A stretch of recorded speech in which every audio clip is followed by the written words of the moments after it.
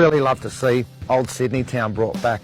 I feel as we become more and more multicultural, we're largely losing our cultural identity, which of course includes our amazing and ancient Indigenous heritage in Australia as well.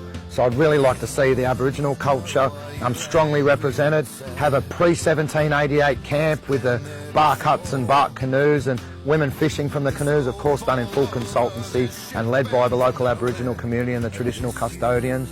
Have more of a focus on positive things like Pemulwuy, who was an Aboriginal warrior, an ancestral hero if you like to a lot of the Aboriginal people, who fought tooth and nail to protect his country from who he believed to be at the time invaders. Have 50 Aboriginal men coming running out of the bush with their spears and terrifying the local tourist and showing the power that Pemulwuy and his men had and Aboriginal people had right around Australia fighting to protect their land.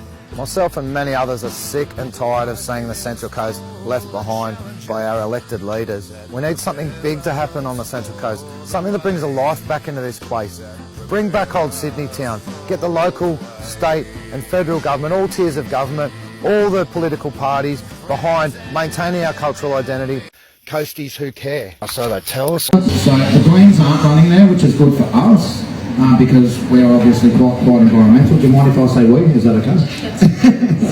And so we've definitely got a good chance of basically filling that gap that the Greens would normally fill there, because there'll be no one else environmental to vote for. Not that the Greens do that much for the environment on the Central Coast, sorry.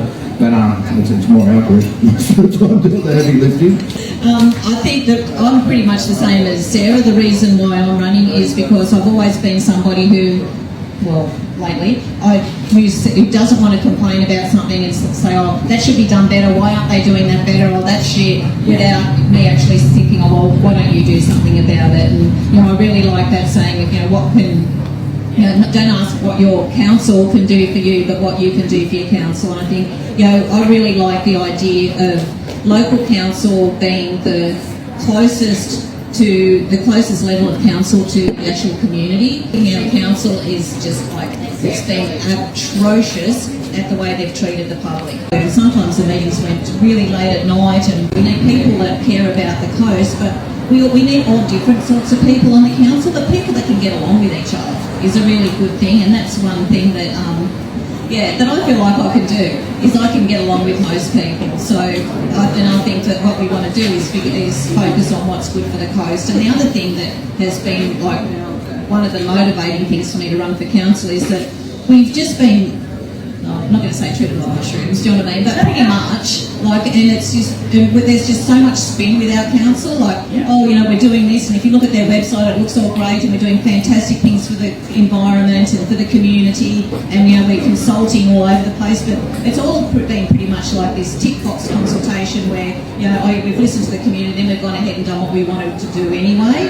So, we want to end to that sort of bullshit. Getting the dark and fetchy. I got you. So it took me a while to get on to that one. So what can people do on a practical level to support Coasties Who Care? Coming tonight is a huge, big thing, and I really appreciate everyone coming tonight, because that, obviously you could be doing lots of other things, and for you to come tonight makes a big difference. And that's the thing, a lot of people say, oh, what can we do to help? Coming to something like this to show that you care, it makes a really big difference. And also, obviously, use the local Aboriginal Land Council to, be as a Trojan horse to desecrate cultural places and bushland. And we're saying, even though that's not a council issue, council does have a say in this. Council can be a force to be reckoned with when it comes to the Central Coast and to our bushland and our children's futures. Well, council is so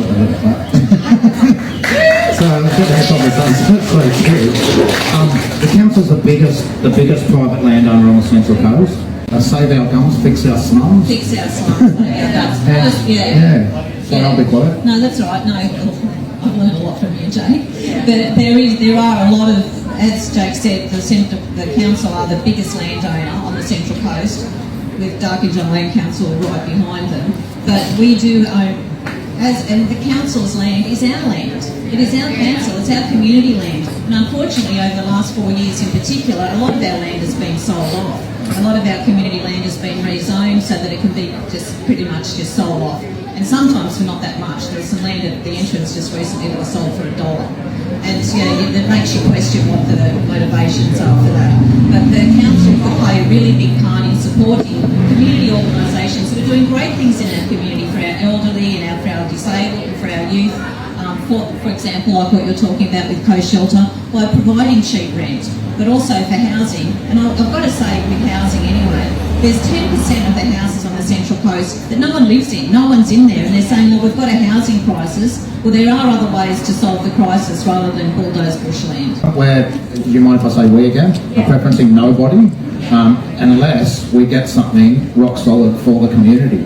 Because in the start, when we're writing out the policies, often what happens is the candidates say, if I'm elected, I'll do this, I'll do that. If I'm elected, I'll do this and that. This group are able to say whether we're elected or not, we will continue. You just asked me to remind you we've got a raffle, because one of the reasons we're having tonight, besides the fact that we really wanted to let you know why we're standing, and I think because like we're going to different like forums on the coast and everything where other candidates are standing, and yes, we're being asked really hard questions, and sometimes we haven't got the answers to all of them. Space system, land on the Central Coast. And yeah, even though we love the environment and we want to see more green spaces, we also know that there's got to be development. We want industry, we want our kids to have jobs, but we want it to be done in like a balanced way. Just as an example of where we're at and what the community is actually being consulted with, does anyone here have an idea of the referendum that is occurring and what that means for the Central Coast? Did you know that we're also voting in a referendum at the election? No. You didn't know about that? Okay, so Rick Hart, who has a background in agriculture and botany, this is a huge issue that will reduce children's voices in the future. I think that's what's really important, and that's why we are saying, vote away from the major parties. There's been at least a couple of dozen people going for a run down there. A fella and his wife were down there with their dog. They're eating the dogs, the people that came in. They're eating the cats. They're eating the pets of the people that live there. We know the dogs, the cats. They've completely barricaded them off. And they've got a sign on the roadside where you walk into the glyphs saying that the glyphs are closed. So anyone who wants to come in and connect with the land and spend time in the bushland, straight away they get there and they go, oh, the glyphs are closed, we can't go in. I've been there before when families have pulled up and said, oh, it's closed, we can't go in. So I'm like, well, bullshit, you can go in. You know what I mean? Like, they're really trying to discourage people from going in there. I'm the same as you. I'm not going to encourage someone to do anything illegal, but, like I was there yesterday. So sue me. $1 billion worth of other development that's been approved. They just got given Pete Island, an entire island in the Hawkesbury River, and I think the government gave them $10 million on top of it to help kick off the development. So yeah, they're not lining up at the local homeless shelter, the upper management. And once again, they did not fight for Pete's Island. The Guring-gai and the Darkinong, myself being one of them, fought for Pete's Island. They came in when we were on the verge of winning it. We've won it for you. They hadn't done anything. Now that's my white family and my black family, Pete's Island. I'm sorry. Only to remind you, everyone's heard of Magenta Shores. Oh, geez, only for the rich people over there. Guess what it's built on? A mass burial site of the Indigenous people from this area. The Land Council. Grandmother tree is fake, made up, and it's a tourist trap. Don't respond to them, please, and start fighting them. We'll block them, okay? If you do want to do this, remember something, ladies and gentlemen. You've got everyone on side. You've got every avenue backing you up. Closed, fake, and it's rubbish.